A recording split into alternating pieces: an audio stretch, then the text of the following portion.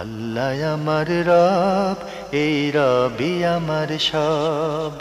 দামে দামে তুন মনে তারি অনুভব। তোমার দুনিয়াতে আমি যেদিকে তাকাই, অথই নিয়ামতে ডুবে আছি সবাই। পাক পাখালির গানে শুনি তসবি কলরব, তসবি কলরব। আল্লাহ আমার রব, এই রবি। আসসালামু আলাইকুম, আলহামদুলিল্লাহ, আসসালাতু ওয়াসসালামু আলা রাসূলিল্লাহ। প্রিয় দর্শক, আপনারা যারা দেশে আছেন প্রবাসে, সবাইকে জানাই অনেক অনেক প্রীতি ও শুভেচ্ছা। শুরু হলো এনটিভি আয়োজিত এবং লাভ হলো নিবেদিত অনুষ্ঠান আপনার জিজ্ঞাসা। আপনাদের সাথে আছি আমি জাইনুল আবেদিন আজাদ। আর আপনাদের মনোজাগা প্রশ্নের জিজ্ঞাসার জবাব দিচ্ছেন বিশিষ্ট আলেম ডক্টর মোহাম্মদ সাইফুল্লাহ। আসসালামু আলাইকুম ওয়া রাহমাতুল্লাহি ওয়া বারাকাতুহু। প্রিয় দর্শক, চলুন তাহলে জিজ্ঞাসার জগতে। শুরুতেই একটি ইমেল পাঠিয়েছেন মুয়াজ্জিম হোসেন গাজীপুর থেকে। লিখেছেন, আমি আপনার জিজ্ঞাসা অনুষ্ঠানে একজন নিয়মিত দর্শক। এর মাধ্যমে অনেক উপকৃত হই, ইসলামী শরিয়ার সহি বিষয়ে জানতে পারি। আল্লাহ আপনাদের উত্তম যা দান করুন। আমরাও আপনার এই ইসলাম মনস্কতার জন্য জানার যে প্রচেষ্টা, এর জন্য আপনারও কল্যাণ কামনা করছি।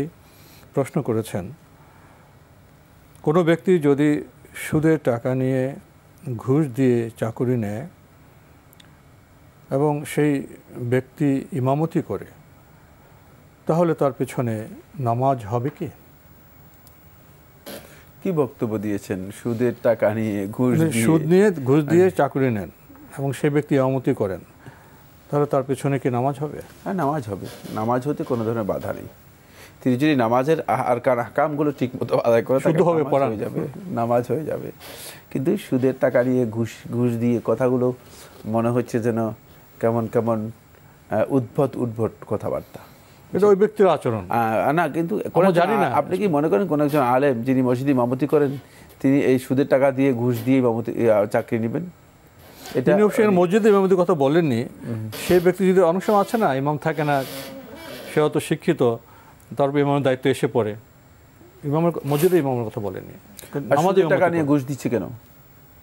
কথাগুলো মানে আমার মনে হচ্ছে যেন প্রশ্নটা মানে কেমন যিনি উদ্ভট প্রশ্নের মতো। যাই হোক, তার এই কাজটি হারাম হয়েছে, কোনো সন্দেহ নেই। সুদ গ্রহণ করাও হারাম, ঘুষ দেওয়াও হারাম। তারপরে ইমামতি করলে তার পেছনে সালাত হবে, কোনো সন্দেহ নেই। সালাত হয়ে যাবে, আমরা জানলাম। প্রিয় দর্শক আরও লিখেছেন, কোনো ব্যক্তির যদি কেরাত শুদ্ধ না হয়, তাহলে তার পেছনে নামাজ হবে কি? কেরাত শুদ্ধ না হয়, এ কথাও অনেক দীর্ঘ বক্তব্য। কেরাত শুদ্ধ হওয়ার মানদণ্ড কি? মানদণ্ড জি। কেরাত শুদ্ধ হওয়ার না হয় বলতে, কেরাত যদি এমন হয় যে কোরআন কারীমের তেলাওয়াতের মাধ্যমে তার কোরআনের যে অর্থ রয়েছে সে অর্থ বিকৃত হয়ে যায়, শুদ্ধ নয়, একেবারেই না, ভুল, তাহলে তাকে ইমামতির জন্য দেওয়া জায়েজ নেই এবং তার পেছনে সালাত আদায় করবে না। কিন্তু যদি এমন ব্যক্তি হয় যে কেরাত ঠিক আছে, দুই একটা মাখরাজ সমস্যা রয়েছে, মানে অনারবদের জন্য কেরাত শুদ্ধ হওয়া মানে মাখরাজ হুবহু মানে আরবি মাখরাজে যাওয়া অনারবদের জন্য সহজ বিষয় না। পৃথিবীর প্রায় সমস্ত অনারবি দেশেই কম বেশি কোরআন কারীমের তেলাওয়াতের মধ্যে মাখারেজে বড় ধরনের সমস্যা রয়েছে। সুতরাং যদি কোনো কারণে এই ধরনের সমস্যা থাকে, যেটি মানে মৌলিকভাবে ভাষাগত সমস্যা, যেমন আরবি ভাষায় হারফে হালকি, হালক থেকে উচ্চারিত হয়ে থাকে, কণ্ঠনালী থেকে উচ্চারিত হয়ে থাকে 6টি অক্ষর। এই 6টি অক্ষর বাংলা ভাষায় নেই। বাংলা ভাষায় হলক থেকে উচ্চারিত হয় না কোনো অক্ষর, একটি অক্ষরও কণ্ঠনালী থেকে উচ্চারিত হয় না। সুতরাং অবশ্যই এগুলো উচ্চারণ করতে গেলে কম বেশি তাদের কি হতে হবে, কাদের বেগ পেতে হবে, ঝামেলায় পড়বেই। তো হ্যাঁ, ভাষাগত কারণে যদি এই ধরনের কোনো সমস্যা হয় থাকে, যেমন চাইনিজরা অনেক আরবি শব্দ উচ্চারণ করতে পারে না, মানে আরবি অক্ষর উচ্চারণ করতে পারে না। তো যদি এই কারণে হয়ে থাকে, তাহলে তার সলাৎ হবে না এ কথা বলার সুযোগ নেই, সলাৎ হয়ে যাবে, সলাৎ হয়ে যাবে। বাকি আপনার এই মাসআলা আসলে এইভাবে কমন করার কোনো সুযোগ নেই, কিন্তু আপনি বিষয়টা স্পষ্ট করে নিক ভুলটা কি। জি, আমরা জানলাম বিষয়টি সম্পর্কে। প্রিয় দর্শক, আমাদের হাতে আরও একটি ইমেল পাঠিয়েছেন ঢাকা থেকে শফিক, লিখেছেন কিভাবে তওবা করলে কবুল হবে? তওবায় কোনো দোয়া পড়তে হয় কি, যেমন আস্তাগফিরুল্লাহ আল্লাযী? তওবা জানতে হবে আগে। তওবা হচ্ছে অপরাধ থেকে ফিরে আসা। আত-তাওবাতু হুয়া রুজু ওয়াল আউদাতু মিনাল মাআসি ওয়া যুনুবি ইলাল্লাহ। অপরাধ গুনাহ থেকে আল্লাহ তাআলার কাছে ফিরে আসার নাম হচ্ছে তওবা, আল্লাহর বিধানের কাছে ফিরে আসার নাম হচ্ছে তওবা। সুতরাং যদি কোনো ব্যক্তি অপরাধ থেকে ফিরে না আসেন পরিপূর্ণরূপে, তিনি এই মৌখিক আস্তাগফিরুল্লাহ যদি ১০০ লক্ষ বারো বলেন কোনো লাভ নেই। অপরাধ করতেছেন আবার আস্তাগফিরুল্লাহ বলতেছেন, কোনো লাভ নেই, কাজে আর মুখে মিল নেই। এরপরে তবার শর্ত হচ্ছে 4টি, সেই শর্তগুলো পূরণ করে তবা করতে হবে। তবার শর্ত হচ্ছে 4টি, এই 4টি শর্ত পূরণ করে তারপরে তবা করতে হবে, তাহলে সেটা আল্লাহ তাআলার কাছে কবুল গ্রহণযোগ্য হবে।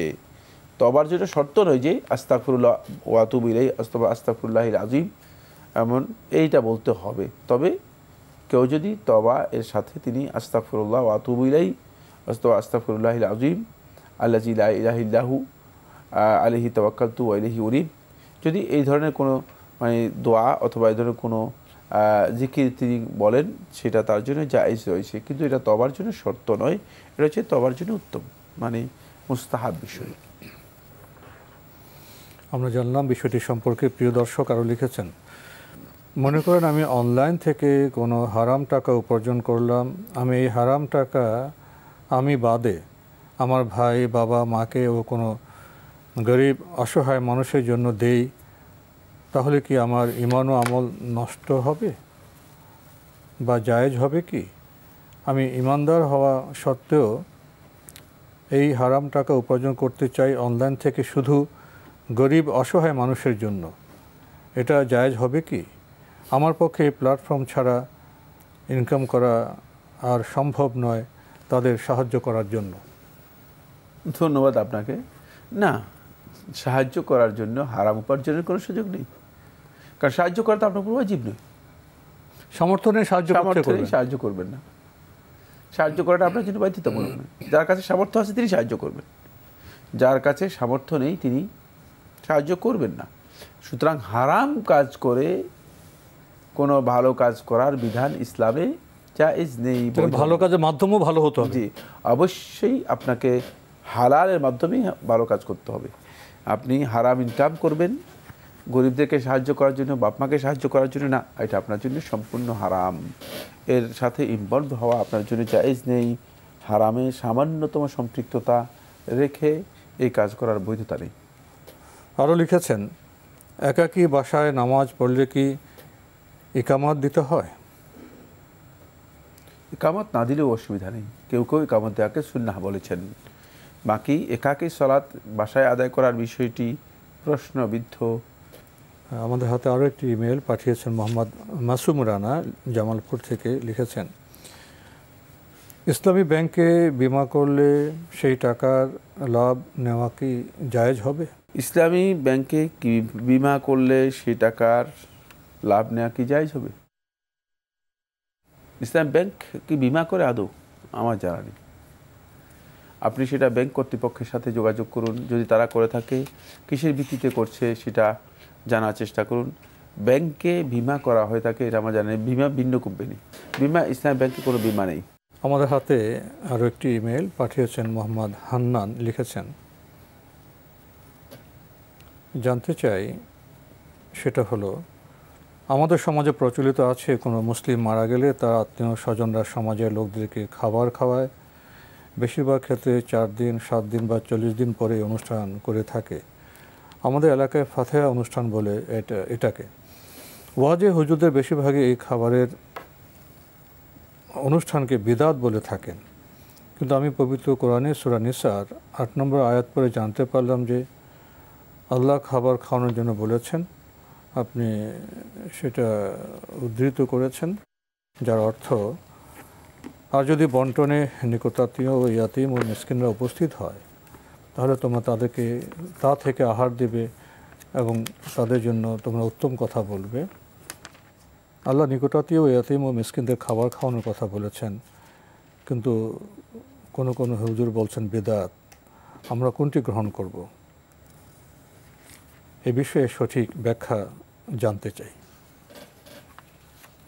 ধন্যবাদ আপনাকে। আপনি প্রশ্ন করেছেন যে সমাজে ফাতিহা করা হয় তাকে 3 দিন, 7 দিন, 40 মৃত্যুর পরে।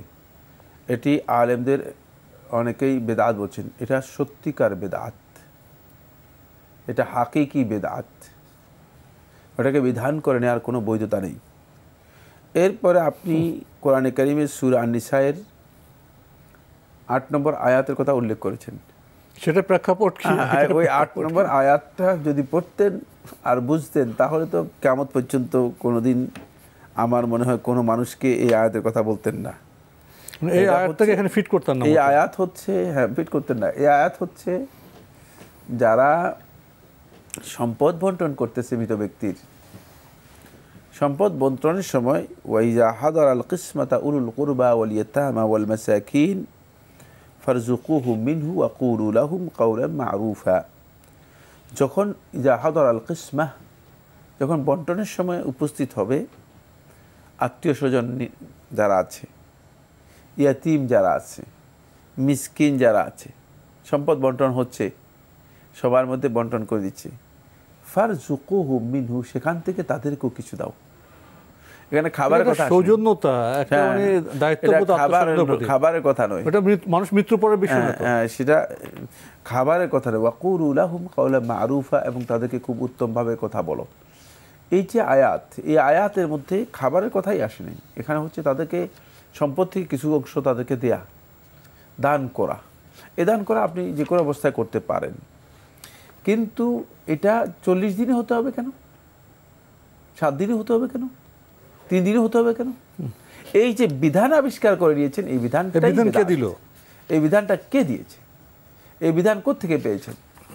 সুতরাং যারা মনে করে থাকেন, অথবা আপনি যার মানে বিভ্রান্তির মধ্যে পড়েছেন যে সূরা নিসার 8 নম্বর আয়াতে এটা বোঝানো হয়েছে, তিনি আপনাকে কোরআনে কারিমের আয়াতের ভুল ব্যাখ্যা দিয়েছেন। কোরআনে কারিমের আয়াতের ভুল ব্যাখ্যা দিয়েছেন। কারণ এই আয়াতের মধ্যে খাবার খাওয়ানোর কথা, ফাতিহা করার কথা কোথাও উল্লেখ করা হয়। উত্তরাধিকারী সম্পদের বন্টনের পরিবেশে এই লোকগুলো এসে গেছে, তাদেরকে কিছু দাও, তাদেরকে কিছু দাও। এই জন্য যেহেতু সম্পদ, মানুষ দেখলে সম্পদের প্রতি মানুষের একটা লোভ তৈরি হয়, সম্পদ আকাঙ্ক্ষা তৈরি হয়, অন্তরে একটা সম্পর্ক তৈরি হয়। এখন আত্মীয়দেরকে দিলে আত্মীয়রা একটু খুশি হবে, আত্মীয়রা তার প্রতি একটু সহনশীল এবং তার দোয়া করবে। এই কারণে মূলত আল্লাহ সুবহানাহু ওয়া তাআলা এই বিষয়টি নির্দেশ দিয়েছেন। কিন্তু আপনি সেটাকে একটা ভুল অর্থ নিয়ে আপনি ফাতিহার জন্য নিয়ে গিয়েছেন। না, ফাতিহার বিধান রাসূল সাল্লাল্লাহু আলাইহি ওয়াসাল্লাম দেননি। ইসলামে এর কোনো ধরনের বিধান আছে আমার জানা নেই। সুতরাং এটি বেদাত যে কোনো সন্দেহ নেই। আমাদের হাতে একটি ইমেল, নাম প্রকাশে অনিচ্ছুক, পাঠানো হয়েছে ঢাকার উত্তরা থেকে। লিখেছেন, I am fond of your program from the very beginning. Today I shall ask you about a confusion recently been arising. Few days ago, upon question from an audience, you replied that no ayat of Al-Quran should be uttered while sujud. But again in the episode of 18 July 22, upon question you told that ayat like La hawla wa la quwwata illa billah bi Rabbirhamhuma kama etc. may be uttered in sujud. Now would you please clear this confusion? কনফিউশনটা আমি বুঝিনি, কি কনফিউশনটা তৈরি হয়েছে? আমরা এতে বলেছি যে সেজদায় পবিত্র কোরআনের আয়াত তেলাওয়াত করা যাবে না। আবার সেজদায় আমরা বলেছেন যে, আমরা বলেছি যে দোয়া হিসেবে যে আয়াতগুলো আছে রাব্বির হামহুমা, এগুলো বলা যাবে। তো এখানে ওনার মধ্যে একটা কনফিউশন সৃষ্টি হয়েছে। কনফিউশন কিছুই নেই, আমরা তো বলেছি দোয়া হিসেবে একটা কোরআন তেলাওয়াত করা। কোরআনে কারীমের তিলাওয়াত হিসেবে সিজদায় কোরআনে আয়াত তিলাওয়াত করা রাসূলুল্লাহ নিষেধ করেছেন, কারণ সিজদাটা তিলাওয়াতের জায়গা নয়। কিন্তু দোয়া হিসেবে কোরআনের আয়াতের সেই আয়াতগুলোকে দোয়া হিসেবে এসেছে, সেগুলোকে কেউ দোয়া হিসেবে যদি পাঠ করে তাহলে এটা বৈধ। এগুলোর মধ্যে দোয়ার অর্থ রয়েছে, শুধু দোয়া হিসেবে, একেবারে স্পষ্ট কথা। এখানে কনফিউশনে কোন দুই দিক থেকে বলা হয়েছে। দোয়া হিসেবে আপনি যদি করেন করতে পারবেন, দোয়া হিসেবে আপনি করতে পারবেন, কিন্তু কোরআনে কারীমের তেলাওয়াত যেমন আপনি সূরা ফাতিহা গিয়ে সিজদায় তেলাওয়াত করলেন না, তেলাওয়াত করতে পারবেন না। দোয়া হিসেবে এটা বহু আগে থেকে প্রচলন আছে, কোন দোয়া হিসেবে বলা যাবে। দোয়া হিসেবে আপনি যদি মানে কোরআন কারীমের কোনো দোয়া করেন সেটা আপনার জন্য জায়েজ রয়েছে। দুটি আলাদা বিষয়, কনফিউশনের কিছুই আছে আমার জানা নেই। একটা চিঠি পাঠিয়েছেন জাকির হোসেন লালমাটিয়া, ঢাকা থেকে। লিখেছেন, গত 25/11/2022 জুমার দিনে ঢাকার একটি ভিআইপি এলাকায় একটি মসজিদের অভিজ্ঞ খতিব বলেছেন, কেউ অন্তর থেকে শুধুমাত্র একবার কালমা পড়লো, একটি ভালো কাজও করলো না, কালমা পড়ার পরে শুধু বড় বড় গুনাহের কাজে জড়িত ছিল, সে যদি শিরকের গুনাহ না করে মারা যায় তবে বিনা হিসেবে জান্নাতে প্রবেশ করবে, কারণ কালেমার ওজন অনেক ভারী। এই কথাগুলো বিভিন্ন মসজিদ ও ওয়াজ মাহফিলেও বলা হয়। এ কথা শোনার পর মানুষের পাপ কাজ করার সাহস বেড়ে যায় এবং ভালো কাজ করার আগ্রহ হারিয়ে যায়। একবার কালেমা উচ্চারণ করে লক্ষ লক্ষ মানুষ চুরি, ডাকাতি, ছিনতাই, খুন, হত্যা, ধর্ষণ, জুলুম, শোষণ করছে। অনেক আলেম ওলামাগণ মসজিদ মাদ্রাসার চাঁদা সংগ্রহের জন্য পানির দরে জান্নাত বিক্রয় করছেন। কোরআন হাদিসে যাই থাকুক না কেন, মানুষকে পাপের প্রতি উৎসাহিত করা কোনো বক্তব্য বলা যাবে না। কেউ যদি বলে এটা হবে অপব্যাখ্যা, কারণ কোরআন পৃথিবীতে আসছে মানুষকে পাপের প্রতি ভয় দেখানোর জন্য। এই ভূমিকার পরে আপনি বলছেন যে এই যে ভূমিকা দেওয়া হলো, এই যে বক্তব্য প্রদান করা হলো, এই ব্যাপারে আপনার মতামত জানতে চাচ্ছেন। ধন্যবাদ আপনাকে। আমার মতামত হচ্ছে আপনার বক্তব্য বা কনসেপ্ট ভুল। আমি ব্যক্তিগতভাবে কোনো আলেমকে কথা বলতে শুনি নাই যে তিনি বলছেন শুধু লা ইলাহা ইল্লাল্লাহ বলবেন আর একেবারে বিদায় হিসেবে জান্নাতে চলে যাবেন। এটা আপনি নিজে আবিষ্কার করেছেন। আমার মনে হয় না কোনো বিবেকবান আলেম এই বক্তব্য দিতে পারে। এই বক্তব্য কোনো আলেম দেয় না, এটা কোনো নির্বোধ লোক ধীরে দিতে পারে। আলেমগণ যখন ফজিলতের বিষয়ে আলোচনা করেন তখন কিন্তু খেয়াল রাখতে হবে যে অবশ্যই ফরজ, অবশ্যই হারাম থেকে বাঁচতে হবে, অবশ্যই যেগুলো বাধ্যতামূলক সেগুলো করতে হবে, তারপরে গিয়ে তিনি এই ফজিলত পাবেন। ফজিলত তো এমনিতে পাবেন না। ফজিলত পাওয়ার জন্য মানে মৌলিক শর্তগুলো থাকতে হবে না, ফরজ পালনের ভিত্তি থাকতে হবে, হারাম থেকে বাঁচার ভিত্তি থাকতে হবে। এখন আপনি যে কথাটা বলছেন সেগুলো মানে আপনি নিজে তৈরি করে করে কথাগুলো বলছেন। এরপরে দেখেন কোন আলেম পানির ধরে জান্নাত বিক্রি করতেছে, কোথায় এটা? আমি কোন আলেমকে দেখি না যে জান্নাত চাঁদা সংগ্রহের জন্য না, চাঁদা সংগ্রহ করার জন্য। তারা বলেন যে দান করেন আল্লাহর রাস্তায়, আপনি জান্নাত পাবেন। জান্নাতের জন্য তাদেরকে উৎসাহিত করা হয়, কারণ এটা আল্লাহর রাস্তা, দান এগুলো অবশ্যই জান্নাতের রাস্তা, জান্নাতের পথ। সুতরাং এখানে এই কথা বলেন জান্নাত বিক্রি করতেছি আমি, যে আপনি আসেন জান্নাত নিয়ে যান, এত টাকা দিয়ে যান, মানে আশার কথা বলে। হ্যাঁ, এটা আশার কথা বলেন। তারা লোকদেরকে আশা উৎসাহিত করার কথা বলেন। বাকি আপনি সেটাকে নিয়ে গেছেন যে আলেমরা পানির দরে জান্নাত বিক্রি করে দিচ্ছেন। প্রশ্নই আসে না। আলেমের কথা যারা বলবে তারা ভুল বলবে। কোন আলেমের পক্ষে এই কথা বলা, কোন আলেম তো জান্নাত বিক্রি করার অধিকার রাখে না। জান্নাত কার? এটা জান্নাত হচ্ছে আল্লাহ তাআলা, আল্লাহ দেবেন। সুতরাং আল্লাহ রাব্বুল আলামিন জান্নাত কোন আলেমের জন্য কি বৈধ? তিনি বিক্রি করতে পারবেন? প্রশ্নই আসে না। এই কথাগুলো আমি মনে করে থাকি যে আপনি হয়তো অতিরিক্ত বলেছেন, কারণ আপনার মধ্যে একটা বিষয় অন্তরের মধ্যে কাজ করতেছে, সেটা আলেম বিদ্বেষ। আর আলেম বিদ্বেষ হওয়াটা এটা মুনাফিকের লক্ষণ। কারণ অন্তরের মধ্যে যদি কোনো আলেমের প্রতি বিদ্বেষ, কোনো আলেম অথবা আলেম সমাজের প্রতি বিদ্বেষ থাকে, তাহলে তার অন্তর মুনাফিকি দিয়ে ভরপুর রয়েছে। খেয়াল রাখতে হবে যে তাহলে সেই ব্যক্তি মুনাফিকের বৈশিষ্ট্য বহন করে। আমি অনুরোধ করব আগে অন্তরকে আপনি এই ব্যাধি থেকে মুক্ত করুন। আমরা জানলাম বিষয়টি সম্পর্কে। প্রিয় দর্শক, আমাদের হাতে একটি দীর্ঘ চিঠি পাঠানো হয়েছে বাইতুল ফালাহ মসজিদ, পাত্রীবাগ, ঢাকা থেকে। 13 নম্বর প্রশ্নে আপনি উল্লেখ করেছেন, সালাতে বায়ু আসলে উজু করে এসে ওখান থেকে সালাত শুরু করতে হয়। প্রশ্ন হলো, উজু করে এসে কি বলে সালাতে ঢুকতে হয়? সেটা সালাতের যে স্থানেই সালাত থেকে বের হওয়া হোক না কেন? হ্যাঁ, আল্লাহু আকবার বলে আপনি সালাতে প্রবেশ করবেন। তারপরে আপনি সালাতে যে অবস্থা আছেন সে অবস্থায় একজন ব্যক্তি, মাসবুক ব্যক্তি যেভাবে সালাত আদায় করে থাকে ঠিক আবার এভাবে সালাতে জয়েন করবেন। খুবই সহজ বিষয়। জি, এই মানবীয় দুর্বলতাকে ইসলাম খুব সহজভাবে দেখে। এগুলো সহজ বিষয়, এগুলো কঠিন বিষয় না। এর জন্য আলাদা অনেক কিছু করতে হবে, আমাদের না জানার কারণে বিষয়গুলোকে আমরা খুব কঠিন করে নিয়েছি। মানুষের দুর্বলতা, প্রাকৃতিক যে সীমাবদ্ধতা, এগুলো ইসলাম কত সহজভাবে দেখেছে। আমরা জানলে আমাদের ইবাদত বোধহয় আরো সহজ হতে পারে। আজকে এখানে শেষ করতে হচ্ছে। আপনাকে অনেক ধন্যবাদ। আপনাকে অনেক ধন্যবাদ। প্রিয় দর্শক, আমরা দেখছিলাম এনটিভি আয়োজিত এবং লাভ হ্যালো নিবেদিত অনুষ্ঠান আপনার জিজ্ঞাসা। আমাদের অনুষ্ঠান আপনারা এনটিভি অনলাইনেও দেখতে পারবেন। ভিজিট করুন www.ntvbd.com। এছাড়া ইউটিউব এবং আমাদের ভেরিফাইড ফেসবুক পেজে অনুষ্ঠান দেখতে পারবেন। আমরা শেষে এসে জানলাম ইসলামে ইবাদত আছে, বিধান আছে। যেখানে কাঠিন্য আসে সেখানে ইসলাম সহজ করে দেয়। জানলে ইসলাম সহজ। আসলে আমরা জানি সহজভাবে, সুন্দরভাবে, সাবলীলভাবে আমরা ইবাদত করি। চিঠি লিখুন, প্রশ্ন পাঠান আমাদের ঠিকানায়। পরিচালক আপনার জিজ্ঞাসা, এনটিভি, বিএসসিসি ভবন, 7ম তলা, 102 কাজী নজরুল ইসলাম অ্যাভিনিউ, কারওয়ান বাজার, ঢাকা 1215। ইমেল অ্যাড্রেস আপনার জিজ্ঞাসা @ntvbd.com। প্রিয় দর্শক, মহান আল্লাহ আমাদের সবাইকে নিরাপদে রাখুন, রাখুন শান্তিতে। আসসালামু আলাইকুম। আল্লাহ আমার রব, এই রবি আমার সব, দামে দামে তুন মনে তারি অনুভব। আল্লাহ আমার রব, এই রবি আমার সব।